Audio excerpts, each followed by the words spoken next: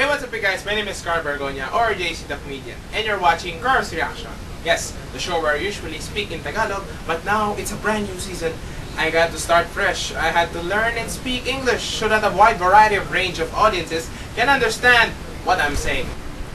Hoy! Carlo! Ay, mo na naman dyan! Ha? Yan naman yung mga video mo! Ma! Hoy ka din!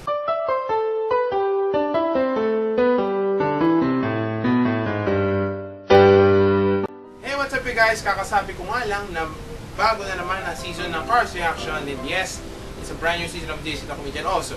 And yes, ang background ko sa likod is bago. To the point na yung buong kwarto ay inikot ko na. Ngayon yung pangatlo. Hindi tayo nandito para manood at i-explain ko ang interior design ng background ko. And today's topic would be social awkwardness. Alam niyo yung mga awkward moment, yung tipong dalawa kayo, then naglalakad na kayo siguro papunta school. And then yung isa, may nakitang mga kilala. Pero hindi mo sila kilala. And you're like,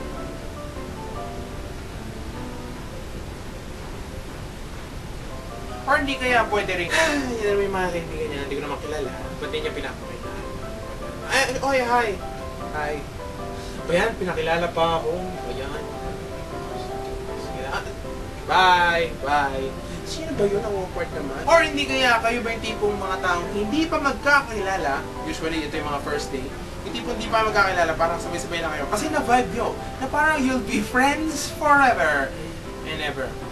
You know, nagsalita kayo, and then parang at the moment, may dumaan na ang hell. Sabay-sabay kayong tumahimik, and then, awkward. Ito pang example. Tipong let's say, nandun kayo sa isang entrance exam. Name, program, ano nga sulat? Shhh! Ayoko makipag-usap. Ate, ano yung sulat ba dito? Okay.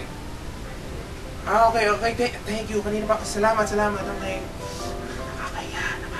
At dahil sa mga ganoon, yun ang reaction ko would be ang social awkwardness. Actually, ang pinagugutan lagi ng social awkwardness is hiya.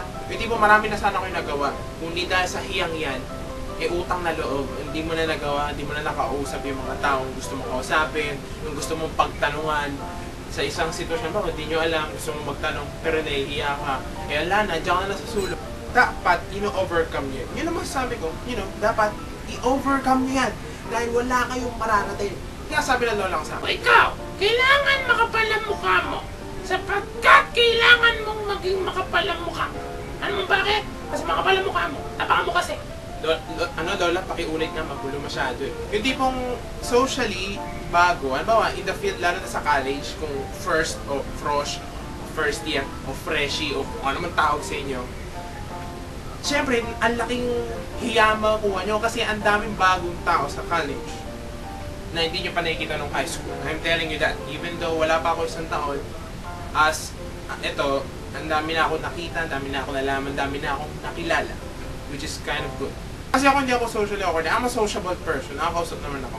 Yung nga mga first impression sa akin, nakakatakot, mukhang matanda, angas to, dadaragin ako nito. Tapos, pag nagsalita na ako, ang bait pala nito. Shit, grabe, nakakatawa pala to. Pare, bakla ba yan? Taas ng boses ah. Wala akong magagawa din eh. Taas boses ko eh. Alam nga naman, babaan ko boses ko ng ganito, di parang mukha akong tanga. Hoy pare, musta na? Nakita mo ba assignment natin kanina sa try ko? Saya no? Oo nga eh, di ba? Yun nga, kung kayo yung tipong mga taong nahihiya makipag-usap, don't be. Be, kapalan ng mukha. Pero not that makapal, use it only kung mga kailangan. Nakakainis din kasi yung tipong kumakain na nga lang kayo, nakalimutan mamigay ng ketchup, and then nagtuturuan kayo kung sino kukuha dun sa desk. Kasi nahihiya kayo na, ikaw na lang kumuha ko ng ketchup dun. Ikaw na. Ako na nga. Miss, meron po ba yung ketchup? Hindi nyo po kami nabigyan. Salamat. O ito, ketchup na, utang na loob. Kaya sana nakuha nyo yung point, no? Pero kung kayo sociable person, good, that's good. Pakilala niyo naman din sana yung mga di kilala, no? Para di mapukang awkward. So yun lang, and I just want to say thank you sa mga taong hanggang ngayon nagsusuporta pa rin. And marami akong staff na bagong makapakilala ngayon. Mga bagong cast. Season 3 na ako. Kahit pa parang may mga nanonood pa rin. Pero pag may time lang kayo, kung gusto nyo lang matripan, then go. Natakpan ko ng camera the usual way na in-ending ko Carl's Reaction. Whoop!